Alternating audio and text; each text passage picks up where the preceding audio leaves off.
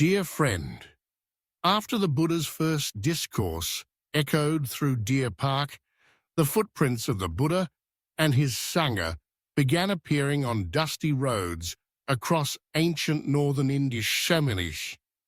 They carried nothing but a small alms bowl, a simple golden robe, and smiles as gentle as the wind. They walked quietly through villages, towns, and lands, accustomed to constant clamour. Yet from that day forward, something quietly profound began to take place on those lands. No drums, no grand announcements, no banners or signs heralding the presence of an awakened one. But wherever the saffron-robed group passed, the atmosphere seemed to shift, becoming clearer, more peaceful, more serene. It was the natural diffusion of mindful energy, a silent power with transformative reach. Imagine a normal morning in an Indian village. The soft gold light of dawn stretches across the rice fields. A woman works tirelessly in the field, children play by the well, men gather discussing crops or petty disputes. Suddenly all the movement slows, as though a gentle breeze carrying peace has blown in. People pause and see a group walking calmly with measured steps and gentle eyes. This is the Buddha and his monks. Remarkably, they say nothing, offer no gestures or invitations, speak no words of advice. It is that very silence that touches the depths of a person's heart. The field woman, worn from hardship, suddenly feels her shoulders lighten, her mind calm, as if an invisible healing hand has soothed her unseen wounds. The noisy children fall silent, their eyes round with wonder, running back to tell their mothers about teachers with eyes kind like spring water.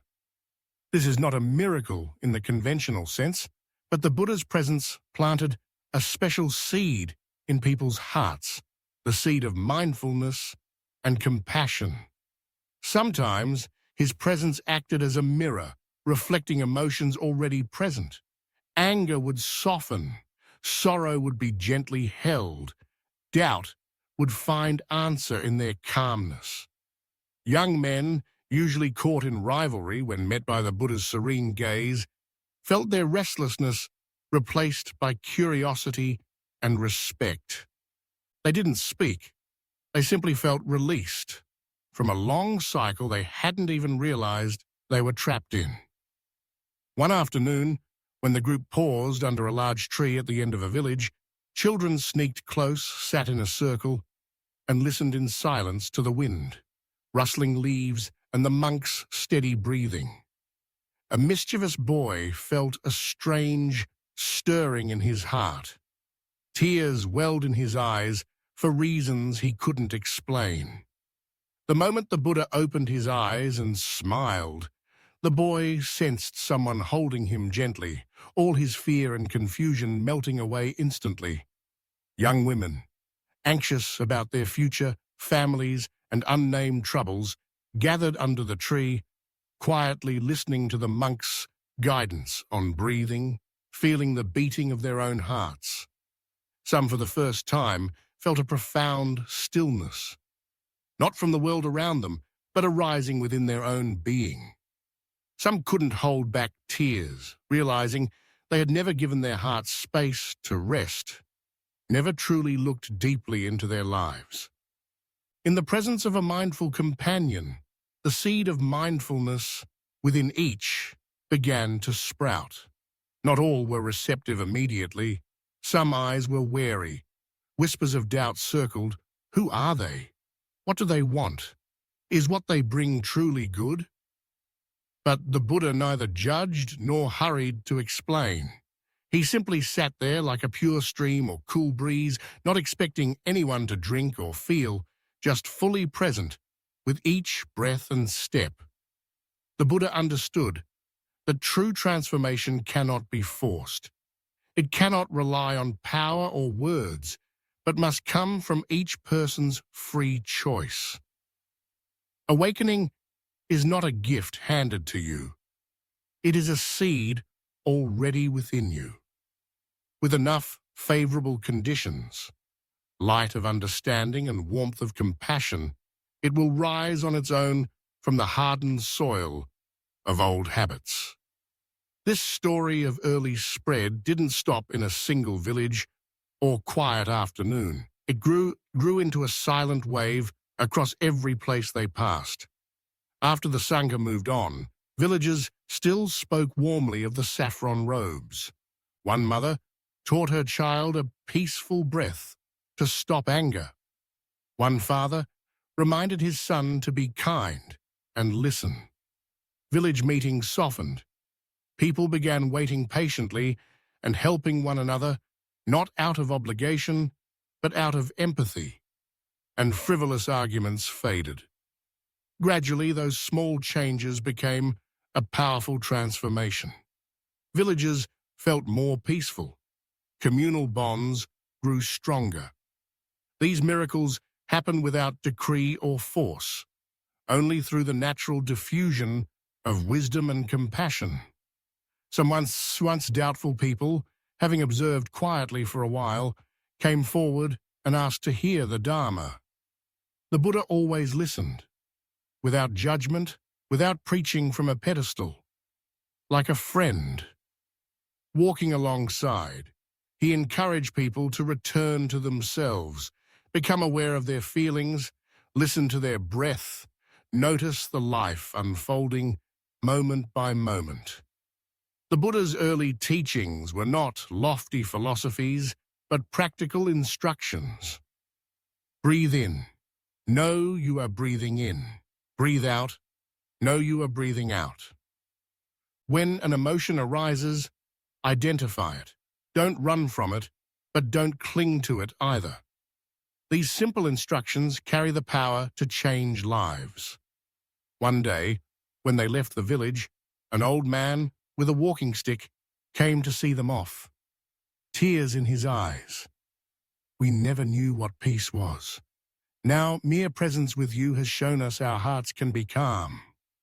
The Buddha only smiled and nodded, accepting no credit, leaving behind only a light footprint in the red earth. Someone asked, "Why don't you stay longer? Teach formally, build grand temples." The Buddha replied, "Happiness is not about possessing or holding. It's about being fully alive in every moment. We travel to plant seeds of mindfulness, and you will nurture them to grow. Therefore, the light of the Dharma is not one lamp. It is countless sparks, spreading quietly from heart to heart, village to village. When one person awakens, the whole environment becomes awake. And when many awaken, the world begins to naturally transform. This is the power of presence, compassion, and insight. No weapons, no authority, no grand promises needed, because any single person who lives fully, mindfully, and peacefully is enough to soothe the land, awaken seeds of goodness in others. Looking back, we see that the Buddha's journey with his monks was not simply a mission to spread the Dharma. It was a return to ourselves, a return to the miraculous life unfolding each moment. This is also a reminder for us today, amid modern overwhelm, to pause, breathe deeply, and listen to ourselves and those around us. Have you ever felt your heart calm in someone's peaceful gaze? Ever sat beside another and breathed in shared stillness, feeling comforted without a word? That is the natural diffusion of compassion and mindfulness. You may not be an awakened one, or wear robes or wander spreading teachings, but you can still plant seeds of mindfulness in daily life. Through gentle looks, heartfelt care, deep listening, a warm hug, or simply full presence with those around you. If you ever experience calm brought simply by someone's presence, then you've touched the same miracle people felt when the Buddha walked through their villages. A simple miracle, no words, no ritual, just a heart open, a soul able to pause and listen. Finally, the story of the Dharma's first spread isn't meant to glorify a single master, but to remind us that each of us carries the seed of awakening. When we return to ourselves and live fully with ease, our inner calm naturally ripples outward, like a cool stream flowing through parched land, bringing new life. Then you'll realize the light of the Dharma is never far. It is in every breath, every step, every everyday moment you are present. That is the greatest gift the Buddha left to humanity, and the gift you can give to yourself and everyone you meet. If you find value in this video, please give it a like and subscribe. I'll see you again soon.